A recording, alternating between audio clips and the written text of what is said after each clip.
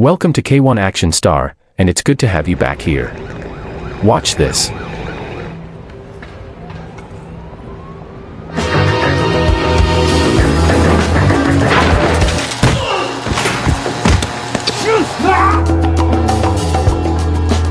me your hands.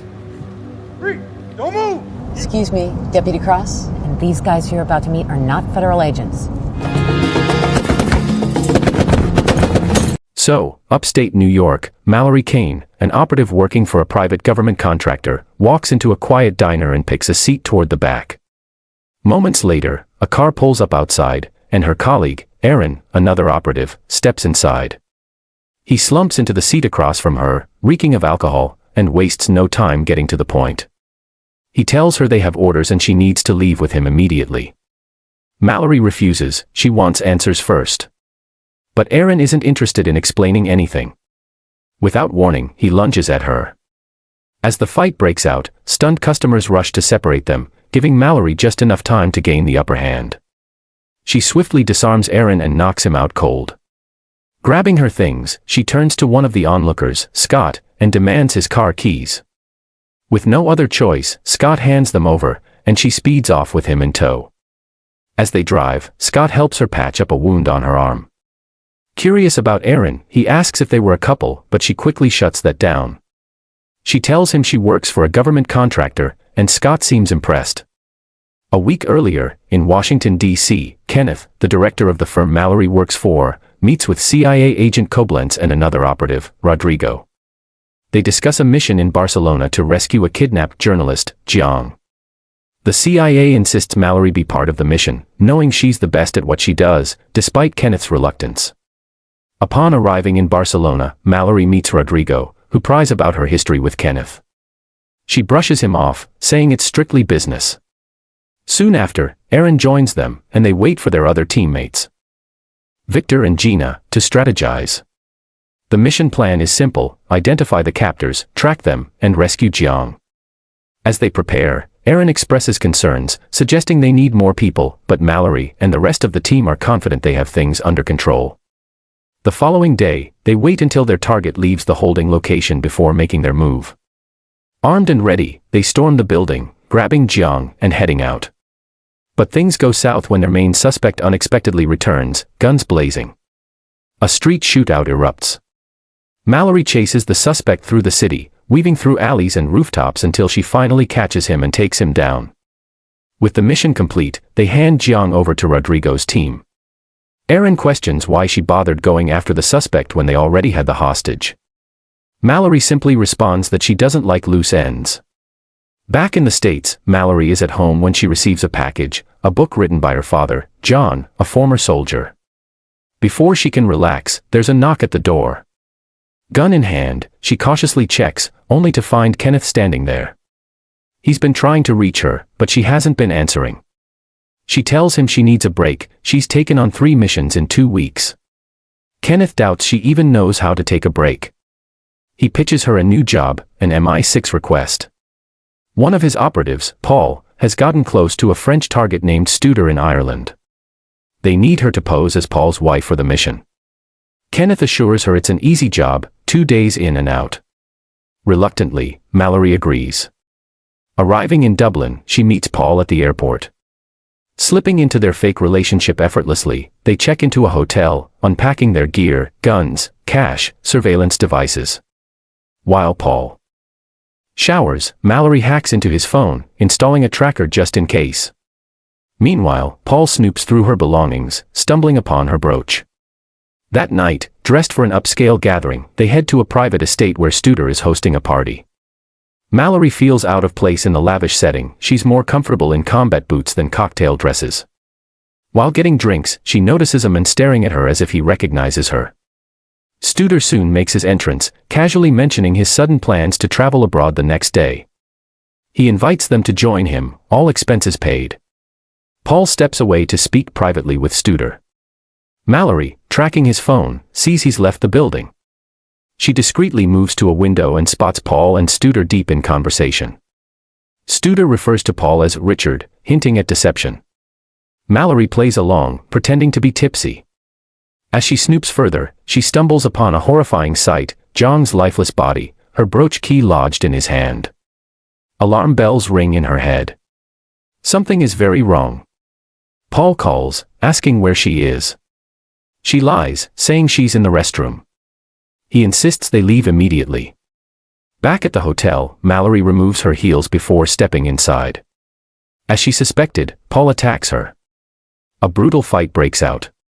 She overpowers him, throwing him through a glass door.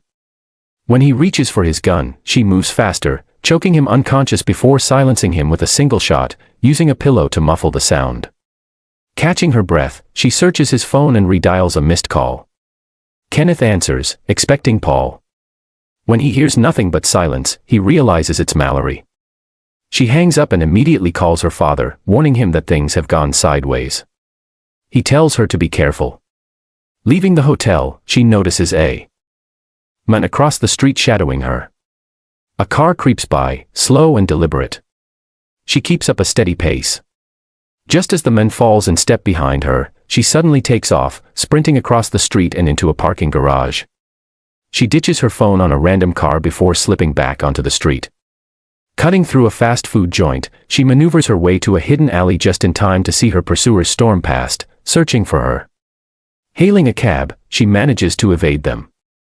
Once safe, Mallory ducks into a small, dimly lit convenience store, its flickering fluorescent lights casting an eerie glow on the shelves.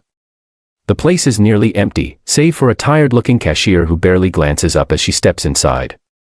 She heads straight for the back aisle, grabbing a bottle of water and a first aid kit to patch up the cuts on her arm. But as she digs into her bag to check her remaining supplies, her fingers brush against something unfamiliar, a small, hard object nestled between her belongings. Her pulse quickens as she pulls it out. A sleek, black tracking device, no bigger than a coin, gleams in her palm. Her breath catches. Someone planted it on her. Panic seizes her. The wail of distant sirens cuts through the night, growing louder with every second. They found her. She drops the device and bolts for the exit, shoving past a startled customer. Just as she steps outside, a convoy of police cars screeches to a halt at the curb. Flashing lights bathe the store in red and blue as officers spill out, barking orders.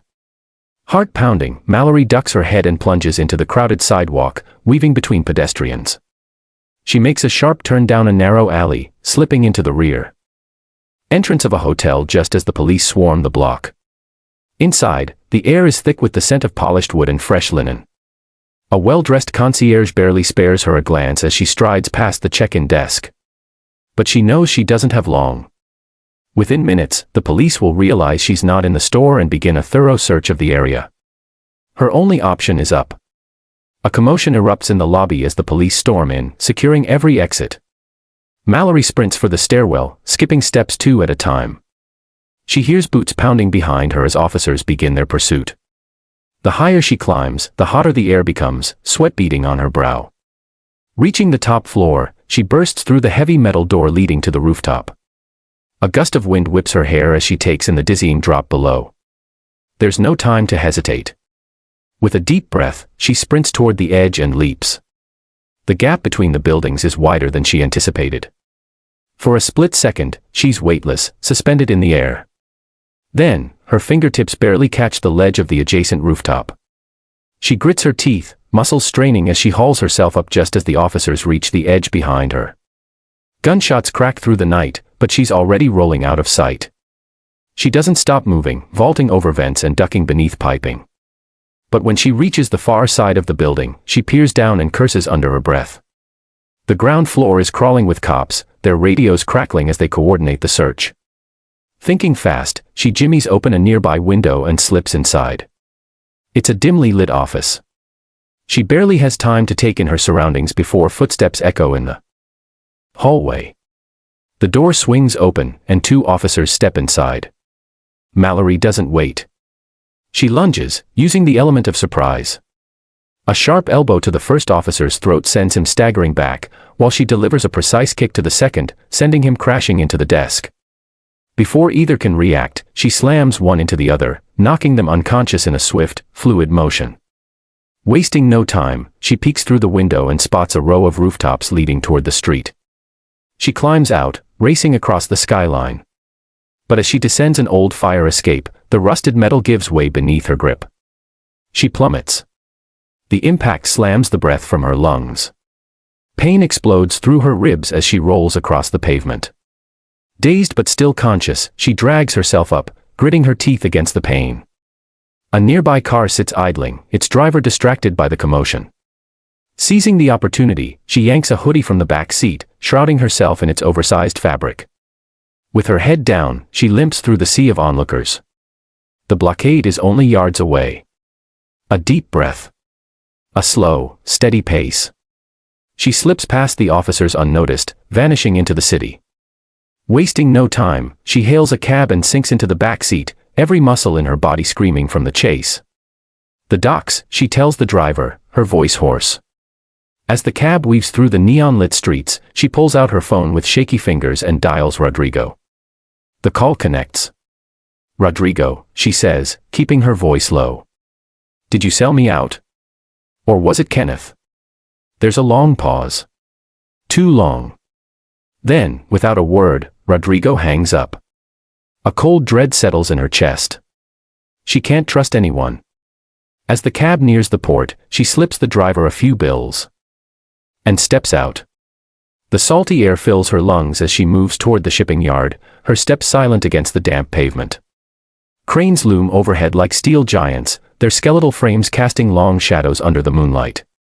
She keeps to the darkness, slipping past security with practiced ease. A large ferry sits at the dock, its massive hull groaning as waves lap against it. Mallory scales the side, slipping on board unnoticed. As she crouches between cargo containers, she pulls out her phone again. Meanwhile, miles away, Rodrigo stares at his screen, heart pounding. His hesitation costs him. His phone buzzes again, an incoming call from an encrypted number. With a heavy breath, he answers. "Did she contact you?" a voice demands. Rodrigo swallows hard. "Yeah. But I didn't say anything." "Good. Stay indoors. Keep your family close. She's not finished yet." At that moment, Koblenz receives an alert. Mallory's number has been traced through Rodrigo's phone. Without hesitation, he dials her directly. Mallory stiffens as her phone vibrates. The caller ID is unfamiliar, but she answers anyway. "You're persistent," Koblenz says, his voice calm. "That's good. You'll need that." She doesn't respond, waiting. "I don't want you arrested," he continues. "I want you to keep chasing Kenneth." Mallory's grip tightens on the phone. "Why?" "Because he's not working alone," Koblenz says. "And whoever's pulling the strings, they're bigger than you think." The line goes dead. Mallory exhales slowly, staring out at the dark horizon. The game isn't over. It's only just begun. Thanks for watching, and please subscribe to this channel for more if you haven't done that. Put down your comments below to let me know what you think about the turn of events in this storyline. Also give my video a thumbs up to further motivate me, and share too for others to enjoy. See you on my next recap. Cheers.